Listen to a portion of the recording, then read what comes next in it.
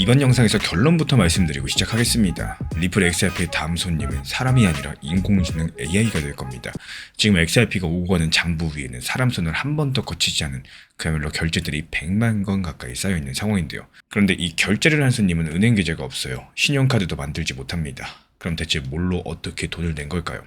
오늘 이 정답을 따라가다 보시면은 요즘에 여기저기서 돌고 있는 그 호텔 뉴스가 왜 오늘의 본론이 아닌지도 같이 보이기 시작을 하실 겁니다. 먼저 그 호텔 뉴스부터 짚고 가겠습니다. 이 트라발라라는 은행 예약 사이트가 있는데요. 전 세계 220만 개가 넘는 호텔과 숙소를 예약할 수 있는 곳입니다. 이곳에서 리플 XRP로 결제가 된다는 소식이 이번 주에 크게 퍼졌고요. 은행을 거칠 필요가 없이 XRP만 있으면 그 자리에서 예약이 끝난다는 내용이었었고, 암호화폐로 살 수 있는 여행 상품이 330만 개를 넘겼다는 이야기도 함께 나왔고요. 그래서 여기까지만 들으면 기분 좋은 호재로 들립니다. 근데 여기서 팩트 체크 하나만 하고 갈게요. 트라발라 공식 홈페이지를 직접 확인해 봤습니다. 이 회사는 2017년 시작된 원래부터 암호화폐 전문 여행 플랫폼인데요. 비트코인이랑 이더리움을 포함해서 받는 코인이 100종류를 넘어가고, 그리고 리플 XRP 결제 이번이 처음이 아닙니다. 몇 년 전부터 XRP로 호텔 예약이 가능했다는 기록들이 트라발라 자체 안내 페이지 그리고 2024년 외신 보도에 그대로 남아있는데요. 그러니까 이번 소식 자체가 이 새로 생긴 기능이라기보다는 원래 있던 서비스를 다시 조명한 발표에 가깝겠고, 이번 발표의 예전과 다른 새로운 내용들이 있는지도 찾아봤는데 그 부분은 확인할 수 없었습니다. 조금 허무하죠. 근데 진짜 걸리는 건 바로 이 시점부터입니다. 이런 재탕 뉴스가 호재처럼 도는 사이에 정작 훨씬 중요한 변화가 조용히 지나가고 있었다면 어떨까요? 저도 처음에는 이 뉴스를 그냥 덮으려다가 한 가지가 계속 걸렸어요. 다들 알고 있는 오래된 기능들 왜 하필 지금 다시 꺼내 들었을까? 그 답을 찾다가 도착한 곳이 XRP 장부 아니었습니다. 사람들이 호텔 뉴스를 보는 동안에 장부 위에서는 전혀 다른 종류의 손님이 결제를 쌓고 있었거든요. 처음에 말씀드렸던 그 손님, 계좌도 카드도 없는 손님입니다. 올해 리플 레저 위에 X40이라는 결제 통로가 새로 열렸고요. 리플 레저는 XRP의 모든 거래가 기록되는 공용 장부라고 보시면 됩니다. 이 X402 같은 경우는 T54라는 개발팀이 만들었고요. 리플이 개발을 지원을 했습니다. 그리고 지난 3일 이 팀이 공식적인 계정에서 직접 숫자까지도 공개를 했는데요. X402를 통해서 처리되는 인공지능 에이전트 결제가 100만 건에 다가서고 있다는 내용이었습니다. 여기서 AI 에이전트가 뭐냐? 사람이 시킨 일을 알아서 처리해주는 인공지능 프로그램입니다. 자료를 대신 찾고 계산을 대신 돌리고 필요하면 다른 프로그램들의 서비스를 대신 사오기도 합니다. 그런데 이 인공지능 AI한테는 태생적인 문제가 하나 있습니다. 돈을 낼 방법이 없다라는 거고, 은행 계좌 만들려면 신분증으로 본인 확인을 해야 되는데 인공지능 AI는 사람이 아니라서 이 문을 통과할 수가 없습니다. 신용카드도 사람 앞으로만 발급되죠. 여기에 또 문제가 하나 있습니다. 카드 결제는 한 건마다 최소 수수료가 붙는 구조이기 때문에 10원, 1원짜리 결제는 애초에 성립이 안 됩니다. 근데 AI한테 필요한 결제가 딱 그런 결제예요. 자료 한 번 여는데 몇 원, 계산 한 번 돌리는데 몇십 원, 이런 잔돈 결제를 하루에도 수백 번씩 해야 됩니다. 이 기존 금융이 구조상 들어가지 못하는 빈자리에 대해서 X402가 파고든 거고, 그럼 어떻게 파고들었느냐? 여기서 이름에 붙은 402라는 숫자가 등장을 합니다. 인터넷을 쓰다가 404라는 숫자 다들 한 번쯤 보셨을 거예요. 페이지를 찾을 수 없다는 신호 번호죠. 근데 인터넷을 설계한 사람들은 처음부터 402번이라는 번호도 함께 만들어뒀습니다. 그 뜻은 결제가 필요합니다. 바로 이런 내용들인데요. 언젠가 인터넷 위에서 돈이 오고 가는 날을 대비해서 비어둔 자리인 건데, 정작 쓸만한 결제 수단이 없어가지고 수십 년 동안 거의 잠들어 있던 번호입니다. X402는 이 402번을 깨워가지고 만든 시스템이고요.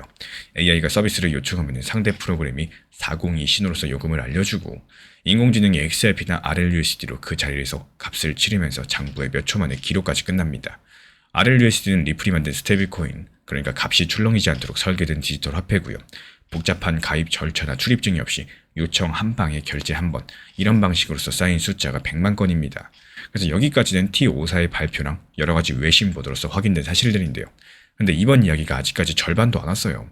지난달에 훨씬 더 큰 회사가 이런 판에 올라탔거든요. 지난달 10일에 마스터카드 측에서 공식적인 발표를 하나 내죠. 이름이 에이전트 페이퍼 머신, 우리말로 풀면은 기계를 위한 결제 시스템입니다. 인공지능 에이전트끼리 사람 개입 없이 돈을 주고받는 판을 카드 회사가 직접 깔겠다는 선언인 건데, 여기서 좀 이상한 건요. 마스터카드는 결제의 수수료를 먹고 사는 회사죠. 그리고 방금 보신 것처럼 카드 구조로는 몇 원짜리 결제가 불가능합니다. 그러니까 이 발표는 자기네 기존 방식으로는 잡을 수가 없는 시장이 오고 있다는 것들을 카드 제국이 스스로 인정한 장면으로도 읽어볼 수가 있겠고, 실제로 마스터카드 측에서는요, 이 시스템이 몇 원, 심지어 그것보다 작은 이 초소액 결제까지도 쉬지 않고 처리하는 것들을 목표로 한다고 밝혔어요. 이번 마스터카드의 최고 제품 책임자는요, AI 사업 모델들이 한꺼번에 꼽히는 계기가 될 거라는 표현까지도 썼습니다. 그리고 이 발표의 파트너 명단에 리플이 올라갔습니다. 참여사가 30곳이 넘어가요. 코인베이스, 스트라이프 이런 이름들과 나란히 리플의 XRP 레저, RLUSD가 결제를 실제로 정상화하는 블록체인 수단으로 포함이 됐습니다. 다만 여기서 한 가지는 정직하게 말씀드릴게요. 이 명단에 솔라나 재단, 폴리곤 같은 다른 블록체인 진영도 함께 이름을 올렸습니다. 이 마스터카드가 XRP랑 콕 집어서 선택했다, 이런 식으로 부풀린 뉴스는 아니라는 거고, 표준적인 자료를 놓고 여러 가지 체인들이 같은 출발선에 선 상황이라는 거예요. 이게 바로 정확한 그림이겠죠. 그런데도 제 눈이 XRP 쪽으로 가는 이유는 총 3가지가 있는데요. 먼저 첫 번째는 돈의 신분입니다. RLUSD는 뉴욕의 금융감독 당국의 규제 아래에서 발행되고요. 기업이 인공지능 AI한테 회사 돈을 쥐어주려면 그 돈이 감독받는 돈인지가 결정적인 조건이 될 텐데, 그 조건을 갖추고 있다는 겁니다. 그리고 두 번째는 날짜입니다. 이 마스터카드가 리플의 파트너로 발표한 바로 그날, 리플도 리플 레저 AI 스타터 키트라는 것들을 내놨죠. 개발자들이 리플 레저 위에서 결제하는 AI를 쉽게 만들도록 돕는 도구 모음이고, 이 두 가지 발표가 같은 날 나왔다는 것은 외신 더 디파이언트도 콕 집어가지고 다른 대목입니다. 미리 손발을 맞춘 그림이라는 해석에 무게가 실리는 이유인데요. 이 세 번째가 처음에 그 100만 건이에요.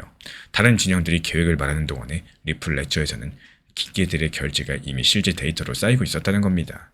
최근 같은 경우에 리플 레저 위에 발행된 RLUSD 물량들이 이더리움 쪽 물량을 처음으로 앞질렀다, 이런 집계까지도 보도가 됐죠.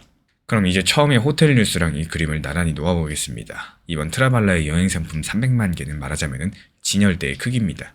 사람이 와가지고 지갑을 열어야지 비로소 결제가 생기죠. 반면에 X402의 100만 건은 이미 일어난 결제입니다. 그리고 사람과 기계는 결제하는 수량의 차원 자체가 달라져요. 사람은 하루에 몇 번 결제하면 많이 한 거죠. 잠도 자야 되고요. 기계는 잠들질 않습니다. 밤낮이 없이 필요할 때마다 결제를 이어갈 수가 있기 때문에 건당 금액은 훨씬 작아도 건수로는 사람 시장과 비교가 안 되는 규모가 열릴 수 있다는 뜻이에요.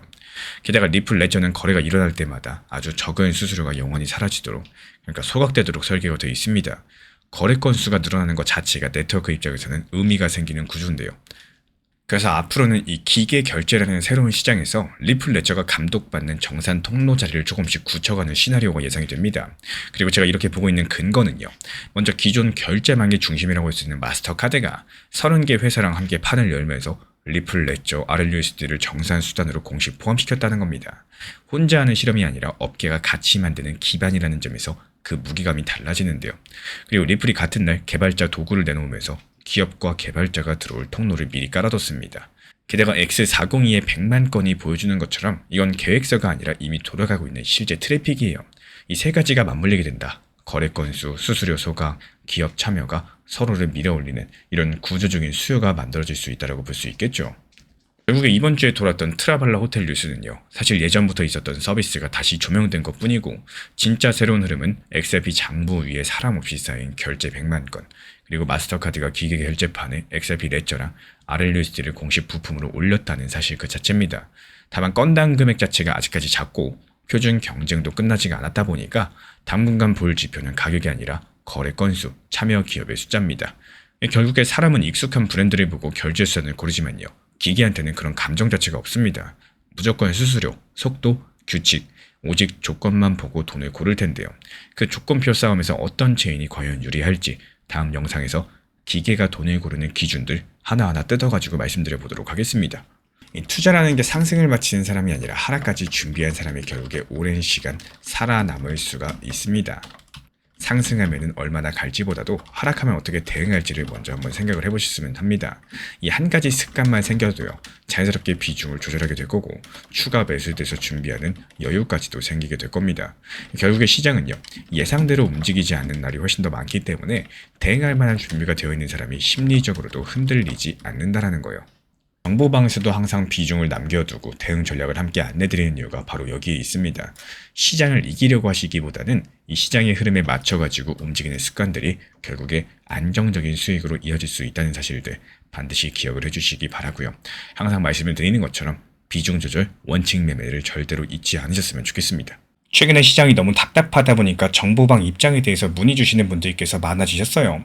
먼저 제일 중요하지만요. 제가 안내드리는 모든 정보방은 업비트, 빗썸, 현물 매매로서만 안내 도움드리고 있습니다. 지금 화면에 보이시는 번호나 혹은 댓글 링크에 있는 신청란을 통해서 신청 주시면은 안내를 도움드리고 있고요. 이 세 가지 방 중에 필요로 하신 방을 체크해서 신청 주시면은 필요로 하신 방에 맞춰가지고 입장 안내드리고 있습니다. 먼저 리플 전용방 같은 경우에 리플에 대한 중요 이슈, 그리고 리플에 대한 단기 저점과 단기 고점, 중장기적으로 보는 중요 타점 같은 핵심 내용에 대해서 안내드리고 있기 때문에 영상 시청해주시는 우리 구독자분들께서 리플이라는 코인이 장기적으로 좋다라는 건 알고는 있지만 현재 같은 시장에서는 많은 답답함을 느끼시는 분들께서 정말로 많이 계실 거라고 생각을 합니다. 이 적당한 일부 비중은 단기 고점과 저점을 살려서 효율적인 대응을 만들어 가시고 또 오히려 중장기적으로 더 잘 가져가기 위한 효율적인 매매하시는 것들을 추천드려요. 그리고 두 번째로 종합 브리핑방입니다.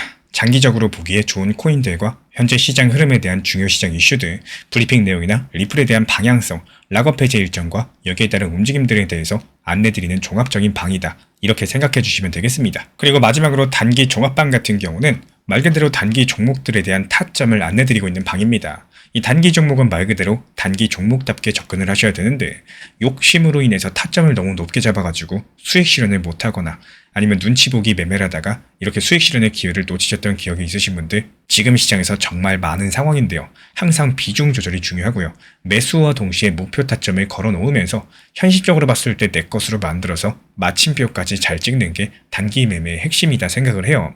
단 여기서 중요한 거.